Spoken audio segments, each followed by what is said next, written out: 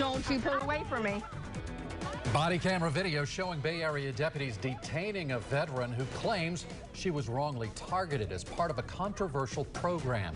And she is one of 3 people suing the Pasco County Sheriff's Office over the program. Good evening, I'm Keith Kate. And I'm Jennifer Lee. Thank you for joining us tonight. The plaintiffs in those lawsuits say deputies are violating their constitutional rights by unfairly targeting them for minor offenses. Sheriff Chris Nacco implemented the intelligence-led policing program shortly after he took office in 2011. 8 on your side, investigator Walt Buteau joining us in studio with new details on what is a rather old controversy.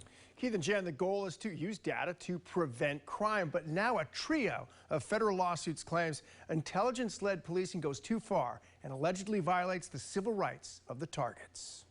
There have now been 3 lawsuits filed within a year against Pasco County Sheriff Chris Nacco, who initiated intelligence-led policing about a decade ago. Eileen Cates claims the sheriff's office harassed her with warrantless searches and minor offenses, including lack of proper numbering on her home. Cates alleges the sheriff's office target was her son, who, according to the lawsuit, was on the county's so-called prolific offender list due to his criminal record. The lawsuit alleges the actual purpose of the ILP program is to force citizens with prior records to move. Don't pick me.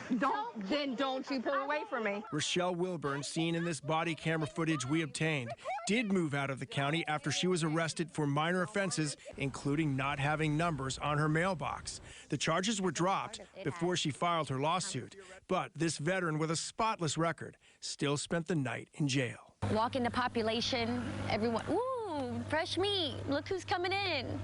And be put in a cell for 3 hours. I was there, 3 hours. I felt so disgusted and so just disrespected.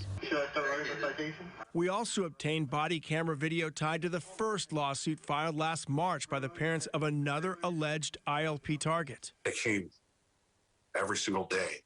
I've asked for several months in person at the sheriff's office and on the phone for Sheriff Nacco to sit down with us and discuss complaints about ILP. He has declined those requests. Spokesperson Amanda Hunter tells me the sheriff's office continues to be successful in defending against, quote, similar frivolous lawsuits. And she says the ILP philosophy has led to a reduction in crime and reduction in victimization in our community, and we will not apologize for continued efforts to keep our community safe.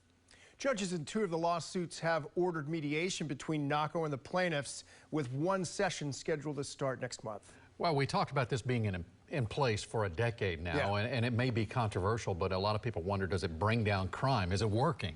So it's sort of a mixed look, really. We looked at the crime rate, and in Pasco, it's down 47% since Nacco took office back in 2011. However, violent crime has gone up 16% in that time. Domestic violence alone has soared by 38%. So again, a mixed look of those stats. All right. Thank you, Walt. Okay. If you have something you would like Walt to investigate, you can call the 8 on your side helpline. There's the number 1-800-338-0808.